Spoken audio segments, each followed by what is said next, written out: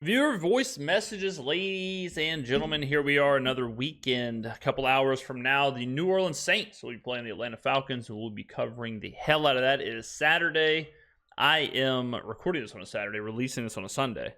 In the middle of sweating out a bunch of college football games. We had Baylor early on, horrific game. We were all over it. I think it was the right. I still think it was the right side. It was just one of those things where BYU got out to an early lead. Baylor couldn't capitalize. We had UNLV put these out on Instagram and Twitter. We had UNLV. They cruised. Last time I checked, it was 45-7. We have Auburn sweating that out. Georgia State sweating that out. I think that might be it for the slate. I don't think I have any late night plays. And then we're on to the NFL. Okay. So we have a bunch of voice messages we got to get through. So let's go ahead and start. Yo, what's going on, James? And first things first, just want to say love the grind, love the channel. No doubt. And got two questions for you. 3 videos yesterday, multiple videos today, so 5 videos. By the time this goes out, it'll be 6 videos from Saturday and Sunday. No. 6 videos across Friday, Saturday, Sunday, with more to come later today because we'll do obviously videos after the game and probably during the Falcons game. Today. One is I'm just going to assume that Kirk Cousins is going to be kind of helping his defense game plan for Klint Kubiak. I understand what you're saying because he was there in Minnesota, but I think there was such a shift with Kubiak in San Francisco. I think Kubiak knows more about who Cousins is than Cousins knows who Kubiak is because of I think that San Francisco time with Kubiak was absolutely pivotal. I think that really shaped what he wants to do and who he is as a coordinator. Given that he's played in the Kubiak system and he's played under Kubiak. And I was wondering how much is that really going to affect the game? And question number 2, why have we not really been using A.T. Perry? Where is A.T. Perry? And this could be a really dumb question because honestly, I haven't looked into it much. So he could be dealing with an injury or whatever that I don't know about. But if not, I'm just wondering, what are we thinking not using A.T. Perry since he is kind of the only true go up and get it jump ball receiver. So, and I just think he can make a massive impact in our offense. And yeah, that'll be it. So, okay, and this is something we kind of hinted at in the offseason, and it has rung true so far. Kubiak, we knew, was going to utilize 3 wide receiver sets very rarely. Up until this point, he has used 3 wide receiver sets way, way less than anyone else in the NFL. So there just isn't that many plays for a third wide receiver. So I guess then you would have to move A.T. Perry into these 2 wide receiver sets. On these 2 wide receiver sets, they're usually a heavier package, which means you've got your 2 tight ends on the field, 2 backs on the field. I would assume Rashid is super important in those sets because he's the only speed guy on the field. If you've got, if we're trying to make something up here, but if you got Alvin, Taysom, Foster, Olave, and Jawan out there, you're looking at it okay, well, we need a speed guy out there. So Perry's kind of in a weird spot where he doesn't fit into the heavy packages, and he doesn't get enough plays as a third wide receiver, and we really don't do any 4 wide receiver, 5 wide receiver sets. So I think that's the answer really. And I just had a comment on a video that asked why we're not signing Hunter Renfrow. Exact same reason, where we don't want Hunter Renfrow. We don't need a third wide receiver, and we don't need what Renfrow gives us. We already have that. We have that in the Taysom Hills, the Alvin Kamara's, the Jamal Williams, the tight ends. We need more of the Rashid Shaheed, Chris Olave type of receiver who can give us the Brandon Ayuk, if you want to think about it in San Francisco 49er terms. We have the Deebo Samuel, George Kittle we kind of have that all over the place, but we don't have the Ayuks. So I think because of that, you're seeing the 2 guys who are our speed / however you want to categorize Chris Olave and Rashid Shaheed, but those guys have to be on the field basically. Now in the red zone, in certain situations, a little bit more A.T. Perry. I also don't think his style, you hinted at, the throw it up, let him go get it. That's not really what this offense does. This offense is all about yak. This offense is all about getting receivers into space and getting them the ball. This offense is all about super efficient, quick reads. None of that really lends itself to a receiver that wants to get deep down the field and jump for a jump ball, right? Like a receiver that is like, let me go get vertical, usually is longer routes, usually is longer developing plays. That is an antithesis of this offense, or an antithesis, as some of my friends would say. The idea of a jump ball, the idea of throw it up for a receiver is very inefficient. Certainly not something that this offense would do. So I think that style mixed with where he fits in personnel packages, I think is the reason you're not seeing him.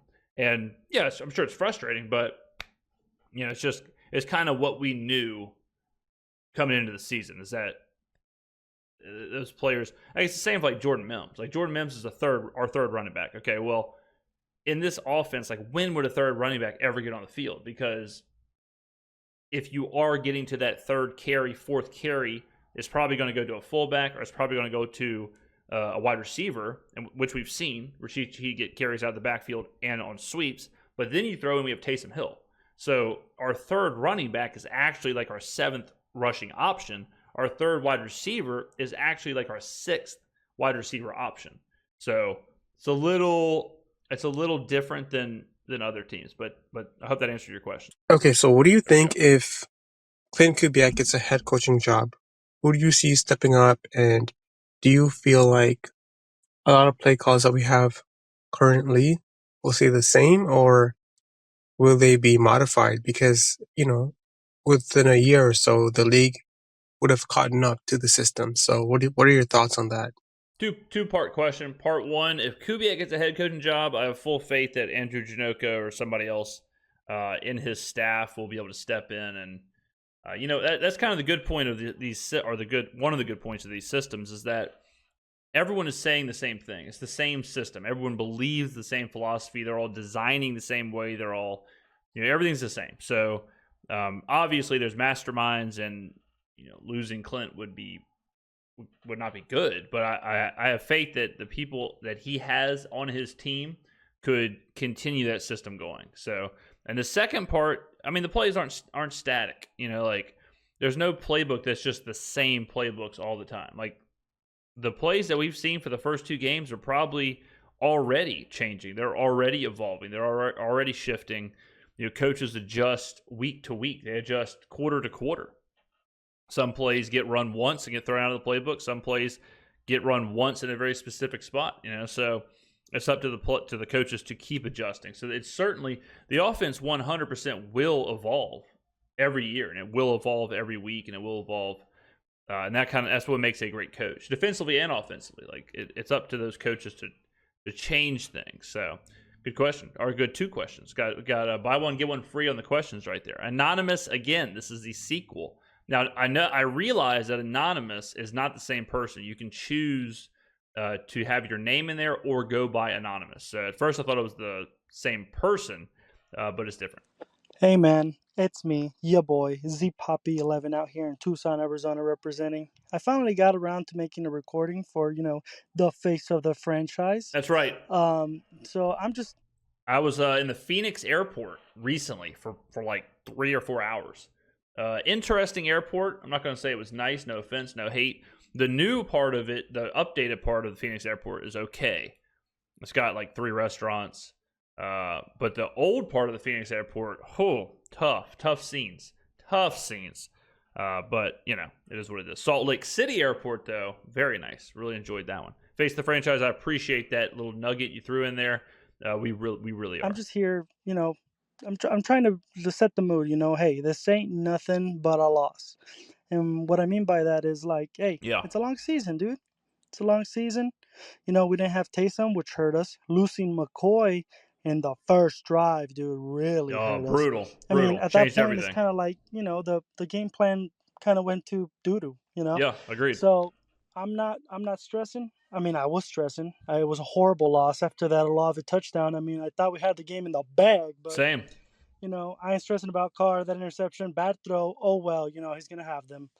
But hey, man, keep doing what you're doing. Keep spreading the the Lord's work out here with the Saints fans, and it's just it's so refreshing to have an a honest and non-biased take on things. I'm not ready to set this team on fire, and I'm not ready to say we're going to the Super Bowl, but hey, 1 week at a time. It ain't nothing but a loss, baby. Hey, take care, dude. I'll see you around, dog. What a call. That was amazing. Damn. That was really, really good stuff there. That was fantastic. Yeah, I mean, I agree. Like, let's say you lose 6 games. You're 11-6. Like, that's a hell of a season, So it's crazy how. I mean, I understand losses suck, and I was there. Like, I'm in the dome. Yeah, I was depressed. I was sad. I did not like that. I did not like the loss. Like, no one likes to lose, but it is crazy how people swing so far to the other side where they're like, we want Rattler, we want fire Kubiak. Kubiak is Pete Carmichael 2.0. It really shows you that in life, a little advice here from the superstar. It really shows you in life that it is a what have you done for me lately kind of thing. Like, imagine Klint Kubiak. You're 3 games in. Your first 2 games, you are literally setting records. You are literally doing things that has never happened in the NFL before. And people are calling you Pete Carmichael 2.0. People are calling for your job. People are saying that you're overrated because of your last performance. I guarantee you, if the Saints would have had the Eagles game first, and if they were 2-1, but they would be on a 2-game winning streak versus just lost, Klint Kubiak would be the greatest thing since sliced bread. So it is what it is. But thank you for the compliment. I am a Saints fan. I mean, like I said, y'all know, live in the French Quarter. I've lived here for years. I've gone to every Saints game for over a decade. No doubt about it. I'm all for them. But I will be giving honest opinions. Like, I'll be giving honest takes. I do provide my honest thoughts on the Saints and just the NFL and football in general, or whatever we talk about. And that's just how it is. And I'm certainly not going to come up here and say the Saints are going to win every single game. I don't think anyone should predict their team to go 17-0 every season. I usually tell y'all pretty transparently how it's going. So I do think that sets us apart, though. So I do appreciate that, man. Fantastic call. I hope you call again. Good stuff. Yo, James, this is Aaron representing the Who Dat Nation. Was my man Aaron mid chewing? Was he in the middle of a bite of food there? Phoenix, Arizona. Let's see. Yo, James. Okay, no. It was just a start of the talk. I thought he was in the middle of eating some yogurt or something. I didn't know what was going on. James, this is Aaron representing the Who Dat Nation in Phoenix, Arizona. I love your channel. For me, player of the game today was Jalen Carter for the Eagles. Oh, yeah. That guy was an absolute game wrecker for the Saints offense. Yeah, he was. It seemed like every possession he made a play that at least put them off schedule. Carter's really good. I mean, you got to remember, Carter was potentially going to go first overall until he got in some trouble before the draft. So, I mean, Carter is a superstar level player. I mean, no doubt about it. He's an Ndamukong Suh level kind of inside presence there. Ndamukong Suh, Nebraska. I don't know if anybody remembers, one of the best collegiate defenders I've ever seen. Let's check on Georgia Southern, Georgia State real quick, shall we? How are we doing? 31-21. Georgia Southern is on the longest drive in history. Look at this drive. Unbelievable. They just pick up a first down. Is that what just happened? Great. Okay, this is probably over. I'm down 2 scores here. I mean, look at this from Georgia State. I mean, it's 24-21. Okay, Georgia State. I have Georgia State to win. Georgia State goes punt, missed field goal, downs, interception. I mean, that's been my day in college football today. Unbelievable, man. We're down 24-7. We claw back to 24-21, and then we go on this stretch of just punt, missed field goal, downs, interception. And now we're in the middle of a 13-play, 80-yard, 8-minute drive from Georgia Southern to ice the game. A field goal is fine because a field goal keeps a 2-possession game, but All right, let's get back to Aaron. If not ending a drive on third down, and they really didn't have a lot of answers for them. And when they were put off schedule, the offense just wasn't able to get on schedule most of the time. Good point. Yes, great point. That Aaron kind of summed it up. The entire game was kind of off schedule because of McCoy going down. It was already off schedule because of Taysom Hill being out. So, yeah, that was kind of the problem. The problem was that the Saints were put off schedule, and they never could get I guess I'll just completely take Aaron's entire thought here, but they just couldn't get back on schedule. And it took them 3.75 quarters to kind of find something. And then, we know what happened with the Dallas Goedert play and all that. So, Most alarming thing for me was seeing the offensive line get whooped the way they did by Philly's D-line. Yeah.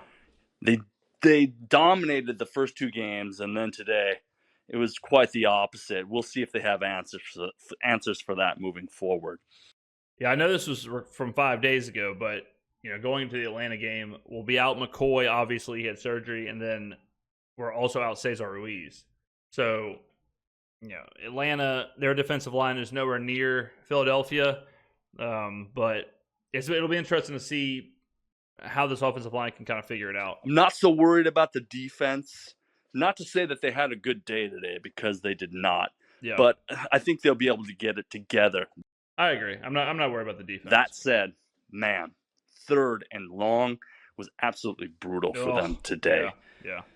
To play that well on 1st and 2nd down, or have Philly shoot themselves in the foot, get in a Multiple 3rd and long times. situation, and then for the Saints to give it up as many times as they did, really demoralizing. Tough to win that way. Despite the turnovers, and they made some really big plays, but can't do that on 3rd and long. 100%. I mean, Aaron has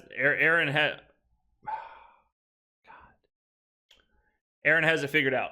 I agree with every single thing he said there. He absolutely has the right analysis for that game. Okay, Divine Eternity, the main man. See what he's got to say. What's up, James? I wanted to wait for the so-called Super Bowl favorites to have that game with the Chiefs before I express my thoughts on the Eagles game. And we won't have to worry about the Falcons flying in on their high horse, that's for sure. Yeah, Falcons should have won that game. I'm not going to say they should have won the game. They could have won that game. Rough for them. He's talking about the game with Kansas City and Atlanta last week. But once those two offensive linemen went out, they looked horrible. It was a terrible performance. They couldn't block KC at all. The game was over there. So, but about this Eagles game, man, it felt so much like a playoff game to me, and I think that's why for me it hurt so much. Yeah, that's a good point, honestly, because I was in the dome, and when the game first started, I remember saying, like, it feels like a playoff game in here. Like, it has that kind of intensity, it has that kind of atmosphere. It doesn't have a week 3 atmosphere. It doesn't have a week 3 kind of vibe to it. It is nothing like that. It was very intense, and good.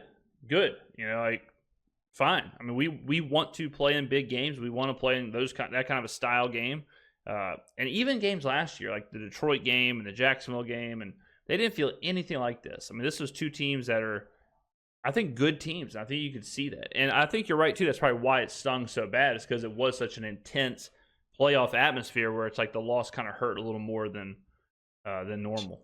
Of course, this loss feels like falling out of an airplane because we were riding so high on the first 2 weeks, and the Saints looked so good. But I saw your reaction to the loss, and I agree. I think we still should be positive.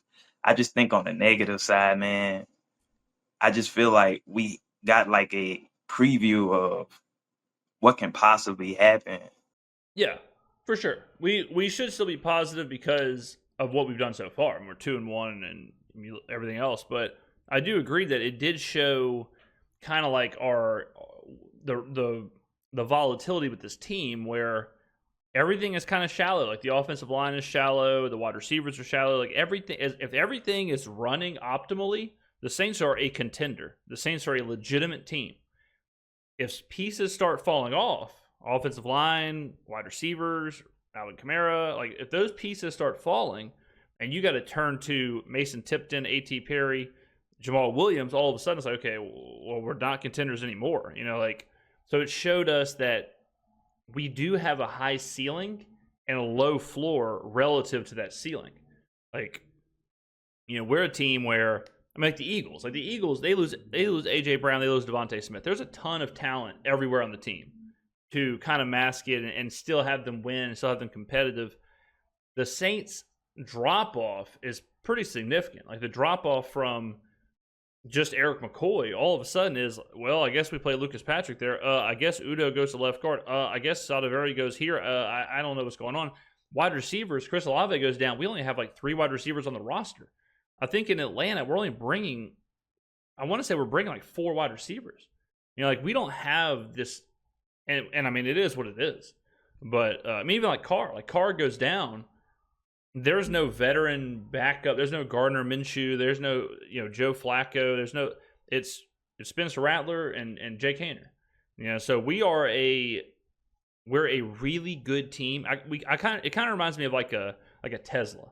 Like how like Teslas are, when they're optimal, when they're working really well, when they're fresh off the lot, they look amazing and they're sweet and they have all these different features. But then you see these videos of like a Tesla and like something starts falling off or something here stops working and all of a sudden the whole car is just broken. The whole car, nothing works, nothing can do anything, nothing can charge, nothing can turn on. That's how I feel like we are. We're not built to have to dig into that second, third, fourth kind of line. So Saints have to get healthy, and they got to get healthy quick in the playoffs in those types of games. And I kind of don't like that, because you're telling me that if we lose a Taysom Hill, if we lose Eric McCoy, like that's the production we're gonna see. Like, can you imagine going into a playoff game and those players are injured? Well, I do think that's a positive too of it happening now, because we did a video about how this was the exact same thing that Bill Belichick used to stop Sean McVay. Imagine if this is the Super Bowl. Like when you are, and this shows kind of the side of the NFL too, where you got to think about the game planning, you got to think about all that stuff. When you are thrown for a total loop, whether that's a star player goes down, whether that's a game planning kind of like trickeration, you have, as a coach, you've got 20 seconds, 30 seconds to figure things out. And sometimes you just get stuck. And McVay got stuck in that Super Bowl. Kubiak got stuck in this game against Philly. The positive is now they have to account for it. The positive is, okay, we have been checkmated. Now we got to figure out what to do. It's just like playing a video game, where if you play Madden and the same 5 plays work, the first time those 5 plays don't work, you're going to look terrible because you're flying blind. But then afterwards, you're like, okay, if these 5 plays don't work, I'm going to go to these 5 plays. And then if these don't, I'm going to go to these 5 plays. So it is one of those like evolution things where if we come out of the other side of it, it'll make us stronger. But it's definitely a gut check for Kubiak and the team. So, I don't really like that particular idea of a football game with missing players. I hope we came out of this with a better strategy for what's to come. Agreed. But that's my thoughts on it. I just hope we dust them dusty birds. I'm with you. We need it, man. We need it bad. But I'm with you. And the one thing you hit on it, but one thing I don't like is the idea of Taysom, because I understand the McCoy situation. I understand all that during the game, whatever. Taysom went down, and it looked like Kubiak straight up threw out like 70% of the playbook. I don't know if it was a combination of Taysom and McCoy, because it's hard to tell since McCoy went out on the 3rd play of the game. But I mean, it looked like Georgia State. There's another interception. Look at this. 24-21. Cool. Punt, missed field goal, downs, interception. But it looked like Kubiak took 70% of the playbook and said, we can't do it without Taysom. That part I don't like. If that is true, if you're so dependent on Taysom's versatility to run certain plays, go get another version of Taysom. Have 2 Taysoms on the team. Because you can't just completely change your entire identity because of one player's availability or not. So That part I don't like. Grizzo, you are next. Yo. First of all, man, getting all the pleasantries out of the way. Salute James for doing his thing, bro. Salute James for doing his thing. All these talking heads, they're just not on the same level. They're not on the same playing field. They're not within the same stratosphere. I just had to get that out the way, man. Grizzo, that's what I needed to hear. After watching Georgia State vomit all over my shoes, this is what I needed to pick me up. Unbelievable. Unreal. I might listen to it a few different times. Honest, I might make that my ringtone on my cell phone. Who even knows? But I do appreciate that the engagement and the support that you guys have shown the last, last more than a year, but specifically in the last 6 months or so. We really have done what we said we were going to do. We said we were going to be the most viewed, most watched, however you want to phrase it, the source, the face of the franchise in New Orleans sports media. And I mean, we're there, we're there, and we're right up at the top of the mountain, and we're not even close to our peak. We're not even close to our prime. We're still, we're already at the top of the mountain, but we're not even halfway up, as the doc says. So I agree. What you said about the talking heads, they really aren't playing the same game. The talking heads are hot take this, and they're not watching the games, and they don't understand ball. They don't watch ball. They don't care to learn ball. They're not digging into what's actually happening. There's no context at all. You got guys like Colin Cowherd and Kurt Benkert who are happy enough to say that the Carolina Panthers have a top 5 passing defense, and they don't have a clue what's going on. So yeah, we're changing the game one video at a time, and I really do appreciate it, man. The compliments, guys, the engagement, the kind words, they mean more than you can imagine. So thank you very much. If you're still watching the talking head to this day, you're playing yourself. True. Let's forget about the Falcons. Let's forget about Philly. Let's forget about Dallas, man. Okay. Atlanta will tell us who the Saints are. Atlanta is the true litmus test. I know McCoy's down. That's probably going to play into the record with him missing almost 2 months. Coming into the season, I think everyone is still suspecting wild card, NFC South title. That's probably going to get a little shaky depending on how long he's out. But Atlanta's going to tell us who we are, man. Atlanta is really going to tell us who we are. Because Atlanta's going to do the same thing Philly did. They're going to put 5 men with their hand in the dirt, and they're going to say, "Well, can you beat us?" And honestly, we'll see whether we'll just blow them off the ball or Clint, after getting stuffed, he says, "All right, Derek, let's win us a game." We will see. And can the defense hold Kirk? Can the defense hold Bijan? The Atlanta Falcons game is the true litmus test. I'm out. I agree. And even with the injuries, okay, which he hit on, even with the injuries, this is the true test, because now Kubiak and Allen and everyone in that building, even the players, they know exactly what's about to happen. They know Eric McCoy's not going to be there. They know Cesar Ruiz isn't going to be there. They know that the Atlanta Falcons are about to stack the box and force him to throw. They know Bijan Robinson is right there. They know what's going to happen. So it's now up to them to see, and for us to see what they do. And it'll be easy to see, because it's all, like if they're calling plays and it looks totally different than the Philly game, and Mason Tipton is dropping passes, or whoever isn't producing, it'll be easy to say, like, okay, I can obviously see the players are the problem, but at least the philosophy is there. Now, if that's not happening, and it's the same style of plays that we saw against Philly, and Mason Tipton is catching 2 passes on 2 targets, and Alvin Kamara has 27 carries for 85 yards, then it's like, okay, it's not a player problem. Now we have a problem about the system. Now we have a problem about what's actually happening philosophically. So I do agree this is a big-time litmus test, and man, is it an intense atmosphere, because Atlanta's wounded, down 2 offensive linemen. At this time of recording, Chris Olave is supposed to play, so if he doesn't play, we're really back into a corner here. But it's put up or shut up for Atlanta. Atlanta is going into this game where if they lose, they're 1-3. They're 1-3, just dropped a home game to their division rival. That would be catastrophic for Atlanta. So, yes, it's an opportunity for the Saints to go 3-1. It's an opportunity for the Saints to right the ship. It's an opportunity for Kubiak to show us, okay, we can adjust it for sure, but it's also an opportunity for them to almost checkmate the Atlanta Falcons and put a stranglehold on this division. So, I agree. Like the Philly, and that's what I said after the Philly game, where I said, who cares? If we go 3-1, I don't care about Philly at all. See you later. I'll see you in the playoffs. This Falcons game, have to win. Have to win. You drop this game, you are staring down Kansas City. That ain't good. You drop that game, all of a sudden now you're 2-3 playing Tampa. Bad news bears.